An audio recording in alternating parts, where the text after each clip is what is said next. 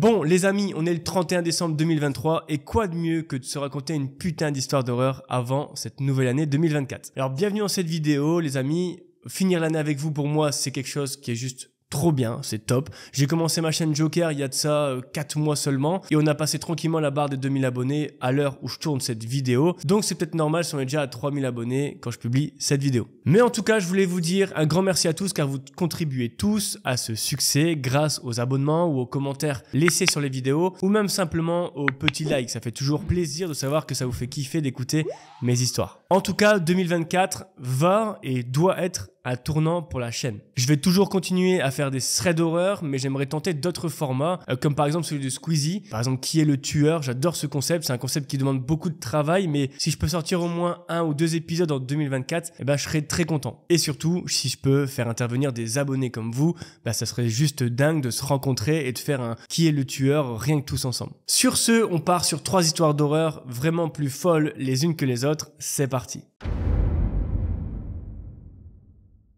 Bon les amis, l'histoire que je vais vous raconter maintenant, c'est quelque chose qui est déjà arrivé à pas mal de personnes et probablement même à certains d'entre vous qui regardent cette vidéo tranquillement sous la couette. En tout cas, je ne vous souhaite pas de vivre la même chose que ce qui est arrivé à Scott. Alors Scott, c'est évidemment avec son prénom un américain, donc l'histoire se passe là-bas et vous verrez qu'il y a un peu de ressemblance, de similitude avec le film La colline a des yeux. Alors je dis ça pour les plus anciens comme moi qui ont vu ce film puisque c'est un film qui date, je crois, avant les années 2000 peut-être. Donc cette histoire prend place en août 2018 et à ce moment-là, Scott, il a 21 ans, il fait des études d'économie dans l'université de sa ville. Pendant un soir de la semaine, Scott, il est chez des amis de sa classe en train de bosser sur un projet en commun, un projet de groupe qu'ils doivent rendre pour le lendemain matin. Alors Scott explique que son pote, il habite en pleine cambrousse américaine au pied de plusieurs collines et qu'en plus ça se situe à environ 30 minutes de la plus grande ville, là où Scott habite. Et Scott explique même que là où il habite, c'est pas forcément la plus grande ville comme Denver ou Miami, etc. C'est vraiment une petite ville déjà américaine, donc c'est vraiment la campagne américaine à l'état pur. Pour aller chez son ami, Scott doit emprunter plusieurs routes de campagne qui sont très peu éclairées forcément et pas forcément en bon état. Et Scott raconte que lorsqu'il est parti rejoindre son ami, il faisait déjà un peu sombre, mais qu'il trouvait déjà les endroits assez flippants. Alors imaginez-vous le soir quand il va rentrer chez lui. Bref, du coup Scott, il arrive chez son ami vers 18h et il commence à bosser tranquillement tous ensemble, car je vous le rappelle, ils sont à plusieurs ce soir-là. Les heures passent, et une fois terminées, Scott et ses amis vont poursuivre la soirée à discuter et à déconner. C'est qu'une fois à 23h que les choses se gâtent un peu pour Scott, parce qu'il est 23h, il reprend enfin la route en direction de son appartement, qui je rappelle est à une trentaine de minutes de chez son ami, et Scott nous décrit du coup un noir absolu sur les routes. Il explique que c'est la première fois qu'il roule en pleine nuit dans la campagne américaine, et que dans ces endroits-là, il est courant de croiser des coyotes ou autres animal en tout genre. Donc c'est en étant assez peu serein que Scott va reprendre la route avec pour seule source de lumière forcément les phares de sa voiture. Tout le reste est très sombre, on peut même dire que c'est dans le noir total comme dit Scott. Scott, il se rend vite compte que la route est dangereuse donc il roule vraiment tranquillement pour éviter de faire un accident. Et c'est maintenant que tout va basculer pour Scott parce qu'il a déjà fait quelques kilomètres quand il arrive dans un virage très serré. Donc il pile sur ses freins et ralentit. Sauf que derrière ce virage, il tombe sur 2 véhicules, une camionnette et une caravane. Mais les 2 véhicules, ils sont pas garés sur le bas-côté de la route, on va dire normalement, non. Ils se sont mis en travers la route sur toute la largeur, donc clairement impossible pour Scott de passer. Scott sait que s'il essaie de contourner les véhicules, comme autour de la route, il y a beaucoup de terrain avec des cailloux, etc., il risque de soit crever un pneu ou même de plus jamais savoir repartir. Alors Scott, il est pas bête, il essaie de voir s'il y a quelqu'un dans la cabine de la camionnette, mais il voit rien du tout. Alors il met les pleins phares, en gardant une bonne distance de sécurité quand même, et c'est là qu'il voit un homme qui a affalé sur le siège du conducteur, la tête appuyé sur le volant, un peu comme s'il avait été assommé quelques secondes avant. Alors 2 options pour Scott. Soit il arrive tout juste après un règlement de compte entre 2 automobilistes, ou soit c'est un mécanisme utilisé par des voleurs qui font ça pour que Scott sorte de sa voiture et se fasse complètement dépouiller, voire pire. Scott n'est pas dupe et comprend tout de suite que c'est un guet-apens et il se met sérieusement du coup à flipper et franchement, il y a de quoi. Il sait que s'il roule pas en direction opposée de cette camionnette et de cette caravane le plus vite possible, c'est fini pour lui quoi. Le problème c'est que la route, comme je l'ai dit tout à l'heure, n'est pas large et que le demi-tour il est assez compliqué si vous voyez ce que je veux dire. Donc Scott Au lieu de faire un demi-tour qui est presque impossible, il va avoir la lucidité de faire marche arrière pour s'éloigner le plus loin possible des deux véhicules et surtout, il sait qu'à 200-300 mètres plus loin, il y aura assez d'espace pour faire effectivement la manœuvre et faire ce demi-tour. Mais je vous rappelle, sur la route, il n'y a pas de lampadaire ni quoi que ce soit sur la route pour éclairer du coup Scott. Et vous le savez autant que moi, les phares d'une marche arrière, ça éclaire que très légèrement et c'est très compliqué pour Scott de faire marche arrière assez rapidement. Donc en fait, Scott, il doit aller assez vite pour se tirer de ce bourbier, mais aussi être prudent car la moindre erreur en fait pourrait le sortir de la route et là c'est fini pour lui. Et c'est pas tout. En fait, Scott raconte qu'il y a une énorme montée de stress quand il a enclenché sa marche arrière parce qu'en jetant un œil en direction du coup des deux véhicules, il voit l'homme dans la camionnette qui relève sa tête du volant et qui descend précipitamment du véhicule. Et s'ensuit à deux autres personnes, visiblement des hommes, se rappelle Scott, qui avancent encore une fois rapidement en direction de la voiture de Scott. Scott, à ce moment-là, du coup, n'a pas le choix de prendre tous les risques possibles en marche arrière afin d'arriver à l'endroit de la route où c'est un peu plus large et il pourra se tirer de ce bourbier. Scott explique que c'est son instinct de survie qui lui a fait rester concentré jusqu'au bout et qu'heureusement, il atteint la zone pour faire demi-tour assez rapidement. Mais je vous rappelle qu'il y a trois hommes qui sont à la poursuite du coup de Scott, et pendant que Scott fait demi-tour et au moment où il part en direction opposée vers chez son ami, il voit une scène horrible se produire devant lui. En fait, Scott explique que cette image, il l'aura jamais dans sa tête, et cette image, c'est celle d'un homme au visage assez boutonneux et abîmé, qui se colle à la vitre de Scott et qui frappe fort sur la vitre. Et Scott apprendra plus tard que là où il habite, du coup son ami, en fait il y a beaucoup de drogués à la méthamphétamine. Alors c'est un peu la drogue de Breaking Bad si vous connaissez la série. Et un visage qui est boutonneux, abîmé comme le décrit Scott, c'est clairement le signe d'un drogué, d'un junkie ultra dépendant et en manque. Scott explique qu'après avoir échappé de peu à ces trois personnes, il a rejoint son ami et il a dormi sain et sauf là-bas. Et il faut savoir qu'arrivé chez son ami, il explique tout ce qui s'est passé et ensuite ils appellent la police, et étant donné qu'on est dans la campagne américaine, le temps que la police arrive, ils n'ont rien retrouvé. Donc certainement que les trois personnes ont eu le temps largement pour s'enfuir, mais il faut savoir que depuis cette nuit-là, Scott, il est toujours traumatisé par ce qu'il a vu, ce qu'il a vécu, et à chaque fois qu'il repense à cette rencontre flippante, il ne peut pas s'empêcher de de penser à ce qui se serait passé si ces trois mecs avaient mis la main dessus. Bon, clairement, ça va repousser de 10 ans ma visite aux États-Unis en tout cas, mais c'est dingue que beaucoup d'histoires qu'on peut lire sur Reddit ou d'autres forums en tout genre, se passent principalement aux États-Unis. Enfin, j'ai quand même ma petite idée, c'est peut-être parce que c'est un pays qui est 30 fois plus grand que la France, donc forcément il y a plus d'histoires là-bas qu'en France. Alors petit aparté, si tu veux encourager gratuitement la chaîne, le meilleur cadeau que tu puisses me faire, c'est de mettre ton plus gros like sur cette vidéo. Je dis ça, je dis rien. En attendant, je te laisse reprendre la vidéo.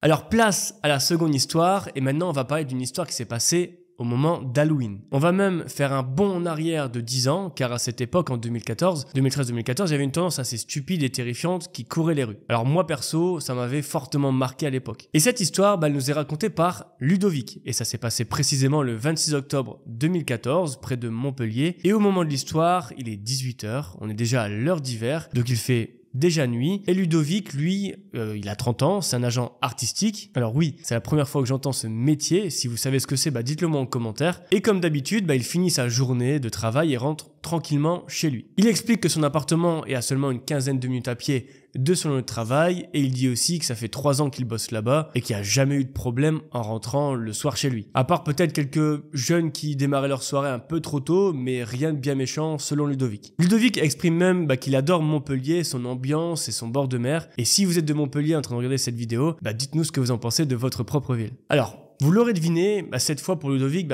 tout va pas se passer comme prévu. Ça fait presque 5 minutes du coup qu'il marche en rentrant de son boulot avec son casque sur les oreilles, lorsqu'il arrive dans une petite ruelle assez sombre avec peu d'éclairage. Une ruelle très sombre, ça peut faire peur, mais Ludovic raconte qu'il a déjà emprunté cette petite ruelle une bonne centaine de fois, donc aucune crainte pour lui, il y va comme d'habitude. Et est-ce que cette fois-ci tout va se passer comme prévu ? Je suis pas si sûr. Je le rappelle, on est juste avant Halloween et à cette époque-là justement, du coup, la tendance c'était de mettre des masques de clowns. Et justement, du coup, qu'est-ce que Ludovic voit un peu plus loin dans la pénombre ? 3 hommes avec des masques de clowns qui sont posés contre un mur à discuter. Alors je sais qu'entre vous et moi, notre premier réflexe serait de partir, d'éviter la situation, de prendre un autre chemin, surtout qu'on sait qu'ils vont vouloir lui faire peur absolument. Mais Ludovic, il a pas peur de ça, il sait que c'est des jeunes qui veulent juste rigoler, ils sont là pour rigoler, donc aucun problème. Surtout que s'il passe pas par cette ruelle, c'est 10 minutes de plus pour rentrer chez lui et ça compte. Mais bon, à ce moment précis, il se doute pas que sa nuit va virer au cauchemar. Parce qu'en fait, plus il se rapproche du coup des 3 hommes, plus il peut voir un objet dans la main d'un clown qui est assez spécial. En fait, Ludovic, il croit voir que l'un des clowns tient une sorte de manche à balai dans sa main. Et plus Ludovic se rapproche, plus ça va ressembler à une barre en fer, une sorte de manche à balai mais en fer. Et arrivé à quelques mètres des clowns, les 3 clowns posés contre le mur se mettent en travers de sa route. Je vous rappelle que c'est une petite ruelle, donc il n'y a pas non plus beaucoup d'espace. Et Ludovic va lui sourire nerveusement, car pour lui, ça reste une blague pour le faire peur, mais qu'il n'y a rien de bien méchant. Dans quelques secondes, ce sera terminé. Et franchement, j'avoue, Ludovic, au bout d'un moment, ça devient badant ton histoire, donc fais demi-tour, cours dans la direction opposée et rentre chez toi. Et Ludovic, du coup, va continuer à avancer, va passer entre les clowns pour avancer.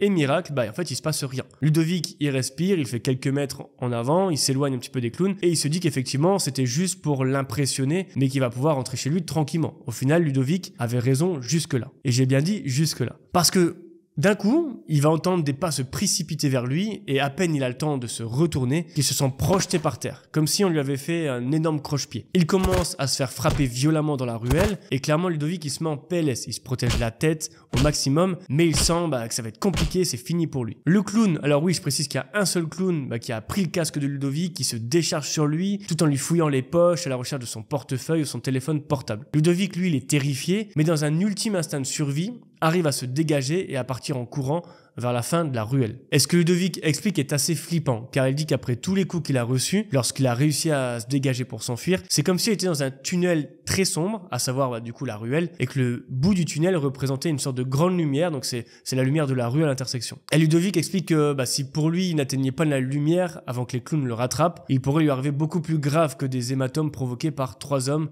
déguisés en clown. Et par miracle, comme le dit Ludovic, il arrive à l'intersection et se jette au milieu de la route en espérant qu'une voiture passe et viennent l'aider. Et coup de bol pour Ludovic, car une voiture arrive au loin avec ses pleins phares, ce qui fait du coup fuir les 3 hommes et laisse une chance à Ludovic de s'en sortir. Alors heureusement pour Ludovic, il tombe sur une femme qui est très sympa et qui va tout de suite le prendre en charge et l'emmener à l'hôpital. Et résultat du course pour Ludovic, il est couvert d'hématomes aux bras et aux jambes et il est complètement bloqué du coup suite à son agression. Et c'est sans compter du coup le trauma psychologique aussi qu'a dû subir Ludovic. Et là j'ai plutôt une bonne nouvelle. Alors comme je l'ai dit tout à l'heure, c'est un seul clown qui a agressé Ludovic. Bon les 2 autres même s'ils n'ont rien fait, ils sont quand même complices de tout ça, mais vous verrez que en fait ça a son importance pour la suite. Peu de temps après, la police va retrouver ces 3 clowns dans les ruelles de Montpellier. Et chose très intéressante, c'est que les 2 clowns qui n'ont pas frappé Ludovic vont dénoncer le 3e clown qui était violent avec sa barre de fer ou son balai, on sait pas trop, pour éviter de prendre en fait une peine de prison également. Et le clown, du coup qui était armé du manche de balai, se retrouve face au tribunal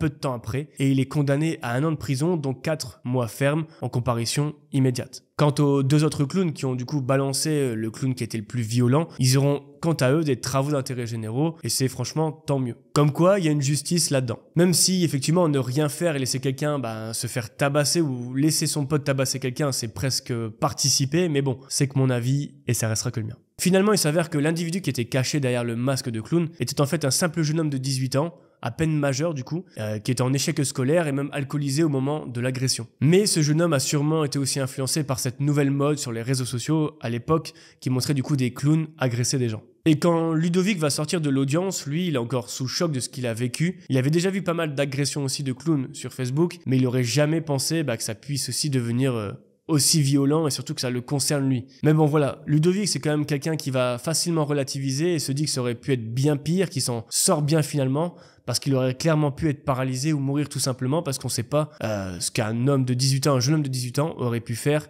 sous l'effet de l'alcool. Et depuis son agression, Ludovic, il passe plus du tout par cette petite ruelle, vous l'aurez deviné, mais il explique que petit à petit, lorsqu'il sera en été et qu'il fera assez clair, il y aura de la lumière, il tentera de repasser à nouveau dans cette ruelle pour faire un petit peu le deuil de cette histoire. Et d'ailleurs, bravo Ludovic pour ça, tout le monde n'arrive pas à s'en sortir comme lui. C'est tout pour l'histoire de Ludovic, et je pense que c'est clairement assez pour lui. Mais dites-moi si vous avez déjà vécu aussi cette courte période de masque de clown aux alentours d'Halloween. Moi, je me rappelle vaguement, et je suis bien content de ne pas avoir croisé ce genre de mec au passage. Mais en tout cas, j'espère que vous n'êtes pas encore rassasiés, car vous avez une 3e et dernière histoire très badante qui vous attend maintenant. Bon, on est reparti pour une 3e histoire et je m'excuse encore une fois d'avance, je l'ai pas dit au début de la vidéo, mais je suis un petit peu malade et je pense que ça se sent sur ma voix. En tout cas, moi je commence vraiment à le sentir, c'est compliqué. Donc merci de me soutenir pour cette 3e histoire, je vais faire de mon mieux.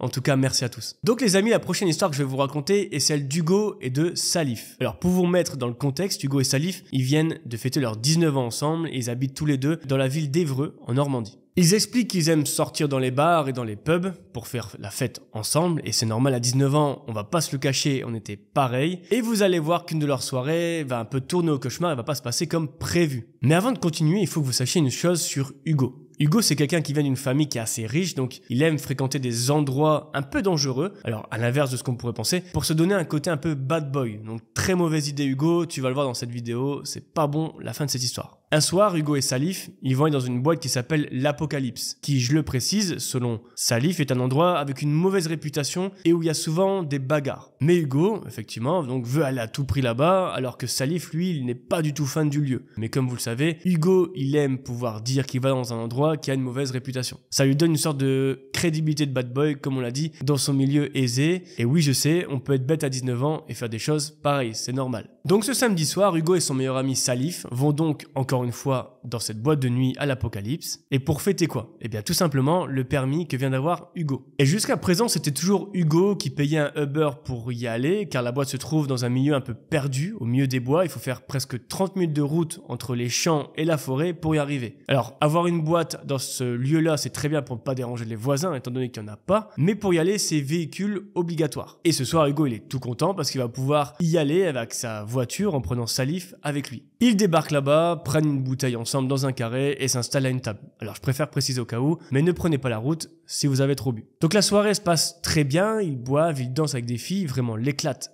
totale, sauf que c'est vers minuit que les choses vont s'aggraver. Hugo va avoir une discussion, on va dire, légèrement animée avec deux autres garçons au sujet d'une fille qu'il était en train de draguer sur la piste de danse. Alors c'est naturellement que Salif, son meilleur ami, va s'en mêler pour défendre son ami, mais clairement la discussion est de moins en moins sympathique et de plus en plus tendue, à un point tel que c'est les videurs eux-mêmes qui viennent mettre de l'ordre. Une fois qu'ils se sont séparés, le videur dit gentiment à Hugo et Salif qu'il ferait mieux de partir car les personnes avec qui ils se sont accrochés sont assez réputées dans le coin pour être violents. Et Hugo et Salif, ils sont pas idiots, ils savent bien que se battre c'est pas leur spécialité. Ils décident donc de partir tranquillement, ils sortent de la boîte et se dirigent vers la voiture du coup d'Hugo. Sauf qu'en arrivant au niveau de leur voiture, ils entendent une voix au loin qui les appelle. Ce sont du coup les mêmes mecs qu'à l'intérieur, sauf que cette fois-ci, ils sont 5 et se dirigent vers les deux garçons en les insultant. Hugo et Salif montent rapidement dans la voiture et démarrent aussi vite que possible. Et d'ailleurs, le parking étant recouvert de gravier et comme Hugo a peu d'expérience, il a du mal à contrôler sa voiture et manque d'avoir un accident avant même de sortir du parking. Hugo, qui est parti comme une flèche, va très rapidement se calmer sur la vitesse parce qu'il a un peu bu et qu'il n'était pas censé reprendre le volant aussitôt. Et comme on est en Normandie et comme expliqué au début de cette histoire, la boîte se trouve en plein milieu de nulle part. Donc ils sont vraiment sur des petites routes de campagne. Alors inutile de rappeler qu'un écart de la part d'Hugo et ils sont complètement dans le ravin.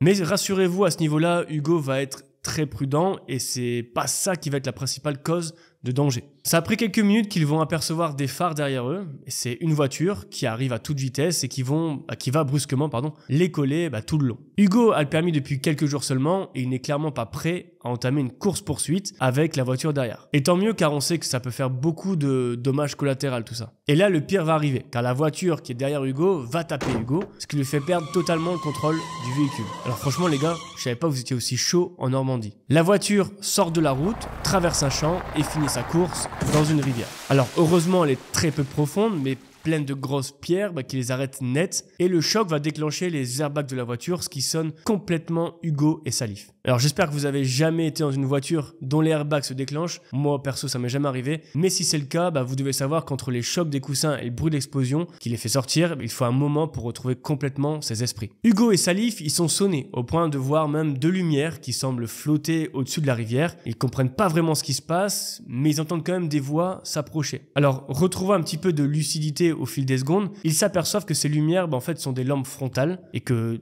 deux hommes avec de grandes bottes en caoutchouc courent vers eux. Ces deux hommes, c'est Jean-Louis et Mathias, un père et son fils qui s'offraient une partie de pêche nocturne avant l'incident. Ils se précipitent vers la voiture et aident Hugo et Salif à s'en sortir. Alors la première nouvelle, c'est que Hugo et Salif ne sont pas blessés et tout va bien, mais il y a une mauvaise nouvelle, c'est que à peine ont-ils le temps de sortir de la voiture qu'il y a une voiture qui s'arrête de l'autre côté du champ et il y a 5 hommes du coup, les 5 hommes de la boîte, qui en descendent. Salif explique rapidement à Jean-Louis et à Mathias qu'ils sont poursuivis et que c'est pour ça qu'ils ont eu un accident. survivants. Et le fils du pêcheur, du coup Mathias, repart en courant vers leur camp provisoire pendant que le père demande aux nouveaux arrivants ce qu'ils viennent faire et tente de calmer les choses. Alors oui, je sais, on aimerait tous croiser quelqu'un comme Jean-Louis dans ces moments-là. Mais bon, pas de bol, les 5 garçons en face sont vraiment des durs à cuire, on va dire, et commencent à insulter Jean-Louis qui n'a rien fait. Sauf que Jean-Louis, ça l'impressionne pas du tout et il ne compte pas se laisser intimider par quelques jeunes qui jouent au dur, et surtout, il veut pas laisser les 5 garçons s'occuper d'Hugo et Salif sans rien faire. Du coup, il se met devant eux et leur dit qu'il ferait mieux de partir d'ici. Hugo et Salif sont à la fois reconnaissants et inquiets quand même pour l'homme qui se tient debout devant eux.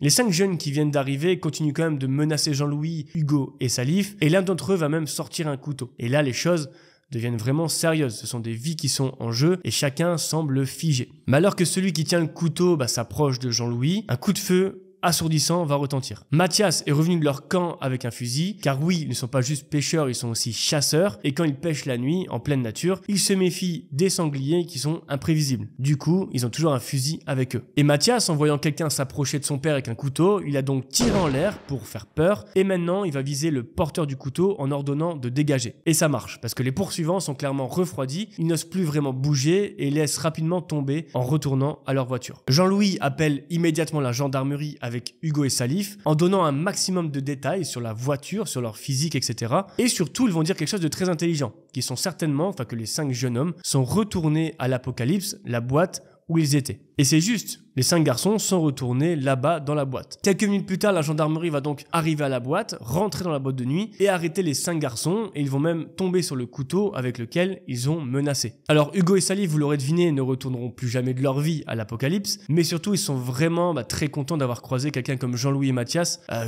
alors ils font de la pêche nocturne, perso je savais pas que ça se faisait, mais ils ont été très contents de tomber dessus parce que ça les a vachement aidés, on sait pas ce qui se serait passé sinon. Mais voilà, je pense que ça a vachement refroidi les idées d'Hugo d'être un peu bad boy. Je pense qu'il va plus se concentrer sur des bars ou des restos un peu plus tranquilles que dans des boîtes qui sont un peu craignos. Mais bon, la morale de l'histoire, c'est quoi? Moi, j'en ai noté plusieurs. C'est ça que ça sert à rien de jouer les gros durs pour impressionner comme Hugo l'a fait. Et surtout, on ne drague pas les copines des autres parce que ça peut créer des histoires. Et en tout cas, moi, ce que je vais noter, c'est que faire de la pêche nocturne avec Jean-Louis et Mathias, ça a l'air trop cool. Bon, fin de cette vidéo, 3 histoires d'horreur assez particulières, toutes avec une mécanique différente et c'est pour ça que j'ai aimé. En tout cas, vous me direz en commentaire ce que vous en avez pensé. Encore une fois, un grand merci à vous tous de me suivre, vous êtes de plus en plus et c'est trop cool. C'est vraiment avec un grand plaisir que je recherche toutes les semaines 3 nouvelles histoires et que je vous les raconte et je vous les tourne. Sur ce, en tout cas, dormez bien les amis, bisous.